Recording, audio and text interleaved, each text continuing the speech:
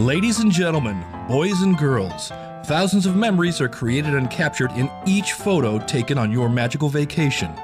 We proudly present Capturing Magic, where we help those moments live on forever. Hey everyone, welcome to Capturing Magic Minnie, where we discuss your tips, tricks, and ideas for creating and capturing magic. You can find our notes for the show at capturingmagic.me. And if you would like to contribute a tip for the show that you would like us to share, please email us at mail@capturingmagic.me. I'm Steph, and I am joined by my co-host, Brittany Lovett, who can be found at britishdesigns.com. Hi, Britt. Hi. Alrighty, we ready for another tip? Yep. This mini tip is very mini. It's a short one. And it came in from, we don't know who, anonymously, in the survey that we sent out back in February. And it just says, garbage photos are better than no photos. Plus actions /RadLab /filters can fix many yucky photos. While they're still not perfect, they are that moment that has come and gone and worthy of remembering. I think that's an awesome tip. Garbage photos are better than no photos. Absolutely. I totally agree. And I, for a long time, have always said that I don't ever delete photos, and it's because I really think that technology will catch up to our bad photos and we'll be able to save them all. So I never delete photos. And just recently Photoshop announced, we talked about it on a recent show, that Photoshop announced that they've got a fix now in their newest version of Photoshop to fix blurriness for blurry photos that, you know, whether it was camera shake or whatever. So it's exciting. Awesome. Yeah. So it's really exciting. So what are some of your favorite actions and filters to save photos? Well, I wish I had the link to the article. I don't remember where I read this. It was a long, long time ago. I'll never be able to figure it out. But I remember reading somewhere that if you're looking at a photo that you think, oh gosh, I ruined it. It's way too dark or it's way too light. There's no way I can salvage that, to instead of just junking it, to open up in Photoshop, if you have Photoshop, open up the levels sliders, and that's in image adjustment and the levels, and to just play with those, because sometimes when you take one slider down and one side up, you can really salvage it. I think I learned this like 5 years ago, and it just blew my mind what I could do with a photo that I thought was just a junk photo. It really did help to like brighten it up or tone it way down if it was too overexposed. Yeah. That helped a lot. I tend to shoot in RAW with my camera all the time, so that I can salvage if I'm just making stupid mistakes with my DSLR.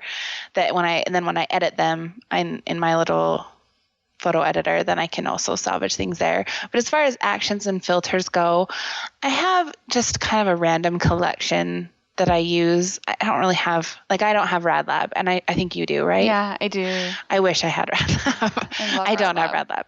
But I have some actions, I have some free ones from Pioneer Woman. I have some that I have downloaded from My Four Hands, and the latest ones I just got were from, who are these ones from? Let me remember. Paint the Moon. And I really love them. They just make my kind of like blah photos into like more of wow photos, which I really like. Other than that, I just like to play. I did learn one really cool tip from Krista Celine's blog that I'll link up to in the show notes. That is this like method.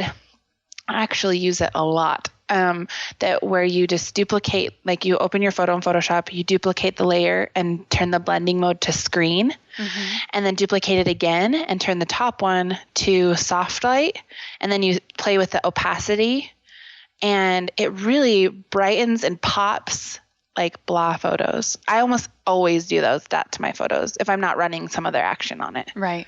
And I like that one because I can do it while it's in the layout. Like if I already put my photo in the layout and I'm like realizing, oh, that photo doesn't look very good, I can do that kind of quick technique to it to like pop it up a little bit.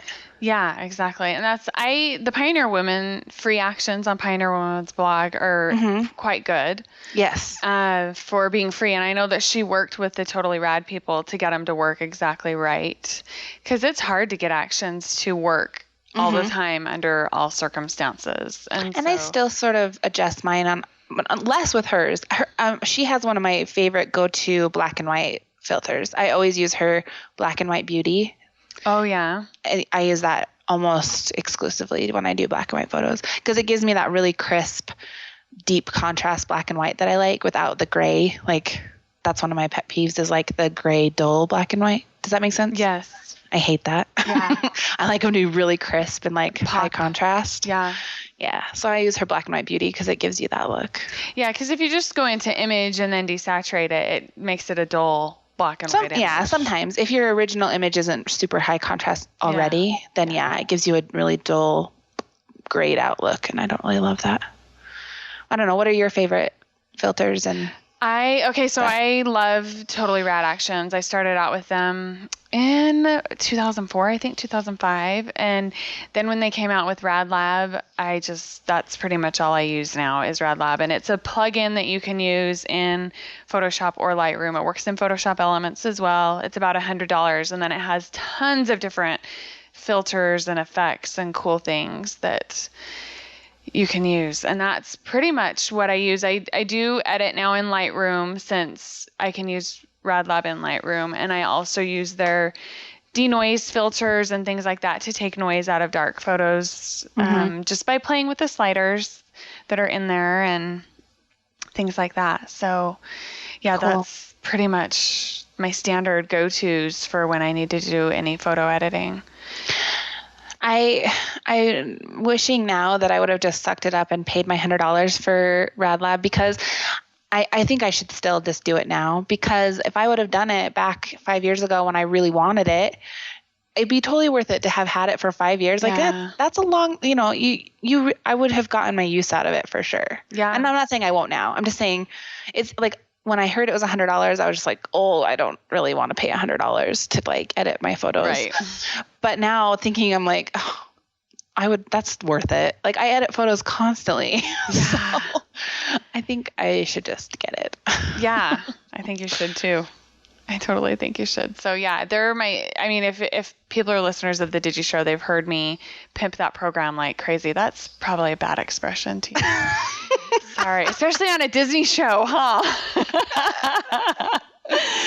People have probably heard me talk about that program and how much I love it. And I'm almost sick of talking about it because we've talked about it so much and we get so many questions on it. But I really do love it and I use it a ton. And if I could only have a small percentage of all of the people that have gone and bought it because of us. But affiliate programs don't work that well with podcasts. I've learned that the hard way. So yeah, it's great. Did they used to sponsor the Digi Show? They did. We had an affiliate link and a special coupon code that we could give out over air, and we did quite well with that. But then they pulled their coupon code capabilities. And people don't, when they're listening to a podcast, they don't go to the podcast website to click a link to buy something. They just go where they want to go to buy it. Yeah. So that's why affiliate stuff doesn't work unless you have a special coupon code that gives people an extra discount, then they'll use it. Yeah, that makes sense. Yeah. So off topic, but because I remember that they used to be a sponsor of the Digi Show. Yeah. But anyway. Yeah. So that's what those are my go-to fixes for photos. And also PicMonkey has some basic stuff that you can do online for free if you want to try out PicMonkey.com. Oh yeah. You talked about that in a past episode. That was one of your picks. It was, yeah. So I just love the first line of that tip is garbage photos are better than no photos. Even if you don't have RadLab or you don't have Photoshop, you don't want to worry about filtering and editing photos. Like garbage photos really are better than no photos. Like if you are worried about, oh my gosh, I can't get good pictures of this, so I'm not going to take any pictures. Like that's not doing it right.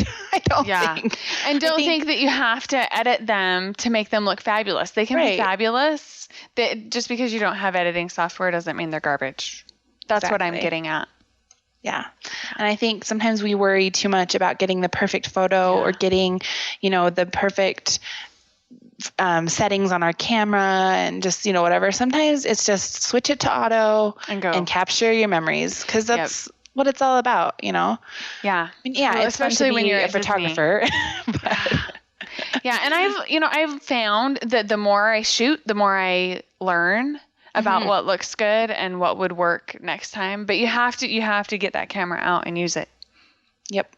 So that's the key. It is. Oh, good tip. Whoever sent that in. Thanks. Yeah, thank you so much for sharing. If you would like to share tips with us to use on the show, please go to or email us at mail@capturingmagic.me. And you can also use the contact form on the site, but we'd prefer that you use the email address mail@capturingmagic.me, because then it goes to both Britt and I and doesn't get lost in my inbox.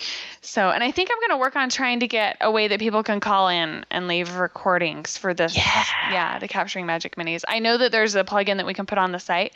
So be watching for that to pop up, and then you can just go to the site and talk to us right there, leave us a voicemail, and then we'll play your voicemail on the show. So fun. I've been rooting for that since we started. I know you have. Since we started the minis. You have. And it looks like the minis are doing pretty well. So it looks like we'll probably keep doing them. Yay. Yeah. So there you go. Yay. Okay. Thank you. And we'll be back here next time where we will be capturing magic.